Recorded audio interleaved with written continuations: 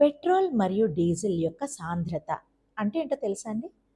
So నేను మీ నాగలక్ష్మి ఈరోజు ఒక మోస్ట్ ఇంపార్టెంట్ టాపిక్తో మీ అందరి ముందుకు వచ్చేస్తున్నాను. ప్రతి ఒక్క వాహనదారుడు కూడా తప్పనిసరిగా తెలుసుకోవలసినటువంటి విషయం. సో అందరికీ తప్పనిసరిగా షేర్ చేసి సేవ్ చేయండి. సో ఇక టాపిక్లోకి వెళ్తే, వాహనం లేని వాకిలిని ఎక్కడైనా చూస్తున్నామా ఈ మధ్యకాలంలో? సో ప్రతి ఒక్క వాహనదారు ఏం చేస్తారు? బయటకు వెళ్తున్నప్పుడు ఫిల్లింగ్ స్టేషన్‌కి వెళ్ళి ఫిల్ చేస్తూ ఉంటారు పెట్రోల్ ఆర్ డీజిల్.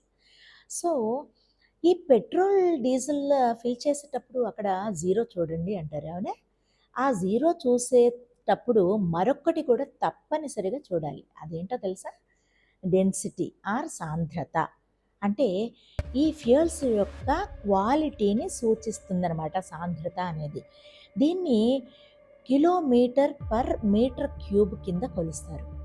సో ఇవి మన గవర్నమెంట్ ఆఫ్ ఇండియన్ స్టాండర్డ్స్ ప్రకారం పెట్రోల్‌కైతే 710 నుంచి 770 వరకు, అలాగే డీజిల్ అయితే 820 నుంచి 860 వరకు తప్పనిసరిగా ఉండాలి.